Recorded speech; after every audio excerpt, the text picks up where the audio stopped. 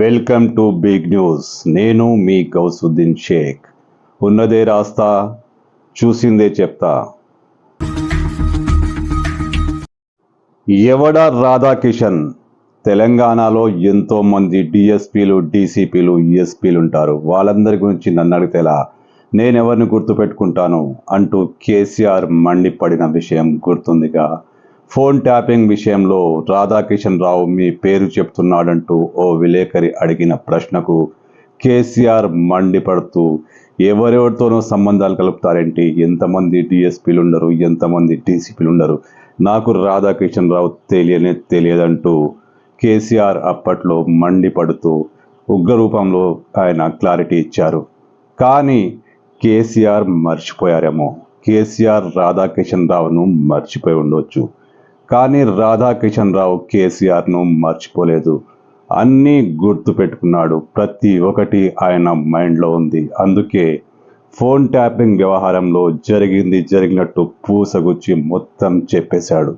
అంతా పెద్ద ఆయన కారణంగానే జరిగింది, పెద్ద ఆయన చెబితేనే జరిగిందంటూ రాధాకిషన్ రావు తన స్టేట్మెంట్లో చాలా క్లియర్ కట్గా చెప్పేశాడు. ఫోన్ ట్యాపింగ్ పేరు తీస్తేనే చాలు గులాబీ నేతలు మీడియాపై మండిపడుతుంటారు. ముఖ్యంగా యూట్యూబ్ ఛానల్స్కు పని పాట లేదంటూ కేటీఆర్ ఏకంగా నోటీసులు కూడా జారీ చేశారు.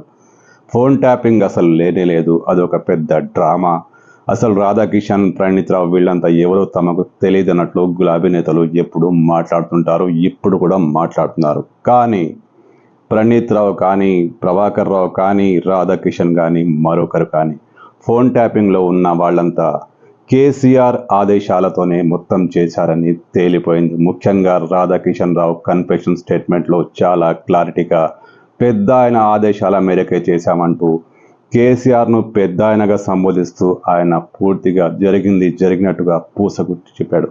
అంటే మీడియాలో యూట్యూబ్లో వచ్చిన వార్తలు పక్కా నిజం. ఇప్పుడు మెయిన్ మీడియా కూడా అవే వార్తలు రాస్తుంది, అదే ఫోన్ ట్యాపింగ్ గురించి మాట్లాడుతోంది. మరి ఇప్పుడు ఎందుకు మౌనంగా ఉన్నారు? వీళ్ళకు కూడా నోటీసులు జారీ చేస్తారా? ఈనాడు పత్రిక హైదరాబాద్ ఎడిషన్లోనూ ఫోన్ ట్యాపింగ్ వ్యవహారానికి కీలకమైన స్థానమే లభించింది. ప్రతిపక్షాలను కట్టడి చేసేందుకే ఫోన్ ట్యాపింగ్ అనే హెడ్లైన్తో వచ్చిన ఈ వార్తలో రాధాకిషన్ రావు ప్రతిపక్షాలను ఎలా కట్టడి చేశాడు, కేసీఆర్ ఆదేశాల మేరకు కాంగ్రెస్ పార్టీని కానీ బీజేపీని కానీ ఎలా ఇరకాటంలో పడేశాడు, ఎక్కడెక్కడ దాడులు జరిగాయి, ఏమేం చేశామంటూ రాధాకిషన్ రావు పూసగుచ్చినట్టు చెప్పిన వార్త ఇక్కడ ప్రచురితమైంది. అంటే కేసీఆర్ పేరును ఇక్కడ స్పష్టంగా ప్రస్తావించారు. పెద్ద ఆయన ఆదేశాల మేరకే మొత్తం జరిగిందంటూ రాధాకిషన్ చెప్పిన వాగ్మూలాన్ని ఈనాడు ప్రముఖంగా ప్రచురించింది.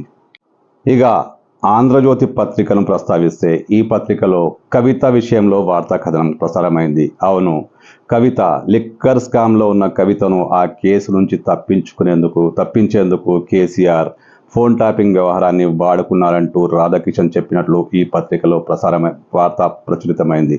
అంటే లిక్కర్ స్కామ్ కేసులో ఉన్న కవితను అరెస్టు కానియకుండా ఉండాలంటే ఎమ్మెల్యేల కొనుగోలు విషయంలో బిఎల్ సంతోష్ను అరెస్టు చేయాలంటూ కేసీఆర్ స్పష్టంగా ఆదేశాలు ఇచ్చారని, ఇందులో భాగంగానే బీజేపీ నేతల ఫోన్లు ట్యాప్ చేశామంటూ రాధాకిషన్ రావు చెప్పినట్లు ఆంధ్రజ్యోతిలో వార్త రాశారు. ఆంధ్రజ్యోతిలో వచ్చిన వార్తలాగానే వెలుగులో కూడా దాదాపు ఇలాంటి కథనమే వెలుగు చూసింది. ఎందుకంటే లిక్కర్ స్కామ్లో కవితను తప్పించేందుకే ఫోన్ ట్యాపింగ్ వ్యవహారాన్ని ఆ వైపు కూడా మళ్లించినట్లు రాధాకిషన్ రావు చెప్పారంటూ వెలుగులో కథనం ప్రసారమైంది. అంటే అటు ఆంధ్రజ్యోతి, ఇటు వెలుగు కవిత విషయాన్ని ఫోకస్ చేశాయి. కవితను అరెస్టు కాకుండా నివారించేందుకు ఫోన్ ట్యాపింగ్ ద్వారా ఎలాంటి ప్రయత్నాలు చేయాలో అన్నీ చేసినట్లు రాధాకిషన్ రావు పోలీసులకు చాలా స్పష్టంగా చెప్పినట్లు ఈ కథనాలు క్లారిటీగా చెబుతున్నాయి. ఇక స్వేచ్ఛ ఈ పత్రిక అయితే వరుస కథనాలతో, సీరియల్ కథనాలతో ఈ కేసులో దుమ్ము దులుపుతోంది. ఎక్స్క్లూజివ్ రిపోర్ట్తో ఈ పత్రిక ఈ విషయాన్ని ప్రముఖంగా ప్రస్తావించింది. ఎందుకంటే కేసీఆర్ పాత్రను రాధాకిషన్ రావు చెప్పినట్లు ఈ పత్రికలో చాలా క్లారిటీగా వార్త రాశారు. ఆంధ్రప్రభలోనూ ఈ వార్తకు ప్రముఖ ప్రాధాన్యత లభించింది. ఎవరిని వదలే అనే శీర్షికన ఈ విషయాన్ని ఆంధ్రప్రభ ప్రముఖంగా ప్రస్తావించింది. హెడ్లైన్లో ఈ వార్తకు ప్రాధాన్యత ఇచ్చింది. అంటే కేసీఆర్ ఎలాంటి ఆదేశాలు చేశారు, ప్రతిపక్షాలపై ఎలాంటి ఒత్తిళ్లు తీసుకొచ్చారు. ఫోన్ ట్యాపింగ్ ద్వారా వారిని ఎలా వేధించాలనే విషయాన్ని ఈ వార్తలో ప్రముఖంగా ప్రస్తావించారు. పెద్ద ఆయన అంటే ఆయనే కేసీఆర్ పెద్ద ఆయన పేరుతో దిశలో హెడ్లైన్స్తో ఒక మంచి వార్తా కథనం ప్రసారమైంది. ఫోన్ ట్యాపింగ్ వ్యవహారంలో ఎలాంటి వ్యవహారం జరిగింది, ఎవరి ఆదేశాల మేరకు జరిగింది, రాధాకిషన్ రావు ఏం చెప్పాడు, ఇక్కడ ఈ పత్రికలో ప్రముఖంగా ప్రస్తావించారు. పెద్ద ఆయన అంటూ కేసీఆర్ను రాధాకిషన్ సంబంధించిన విషయాన్ని ఈ పత్రికలో చాలా క్లియర్గా చెప్పేశారు. ఫోన్ ట్యాపింగ్ వ్యవహారం ఒక సైబర్ టెర్రరిజం లాంటిది అంటూ బండి సంజయ్, బీజేపీ నాయకుడు ఎంపీ బండి సంజయ్ మండిపడ్డారు.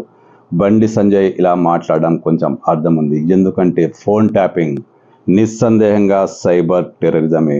ఎంతమంది నాయకుల జీవితాల్లో తొంగి చూశారు, ఎంతమంది ప్రముఖుల జీవితాల్లో తొంగి చూశారు. చివరకు మీడియా సంస్థల్ని వదలే అందరి ఫోన్లు ట్యాప్ చేశారు.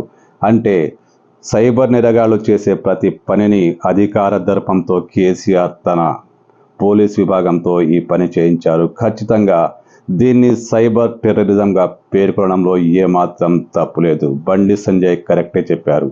ఇది నిస్సందేహంగా సైబర్ టెర్రరిజమే. అన్ని మెయిన్ మీడియాల్లో కేసీఆర్కు సంబంధించి వార్తలు హెడ్లైన్స్లో కనిపించాయి. ఫోన్ ట్యాపింగ్ వ్యవహారంలో పెద్ద ఆయన పాత్ర ఉందంటూ రాధాకిషన్ రావు చెప్పిన విషయాన్ని ప్రముఖంగా వార్తా కథనాలుగా రాశారు. అన్ని పత్రికల్లో కూలంకషంగా అసలు ఎలా జరిగింది, ఏం చేశారు, ఎవరెవరిని వేధించారు, ఎవరి ఫోన్లు వీళ్ళు ట్యాప్ చేశారు, అన్ని పెద్ద కథనాలు రాశారు. ఇదంతా బాగానే ఉంది. కానీ గత కొంతకాలంగా యూట్యూబ్లలో కూడా ఇదే జరుగుతుంది, ఇవే రాస్తున్నారు. మరి కేటీఆర్ అప్పుడు ఎందుకు మండిపడ్డారు? బహుశా పర్సనల్ విషయాలు కొన్ని ప్రస్తావించాలని మండిపడ్డారేమో. కానీ గులాబీ పార్టీకి ఫోన్ ట్యాపింగ్తో ఎలాంటి సంబంధం లేదని చెప్పిన కేటీఆర్ ఇప్పుడేమంటారు? ఇప్పుడు యూట్యూబ్ ఛానల్సే కాదు, మెయిన్ మీడియా కూడా మీ వార్తలు రాస్తుంది, కేసీఆర్ పేరు ప్రస్తావనలోకి తీసుకొస్తుంది.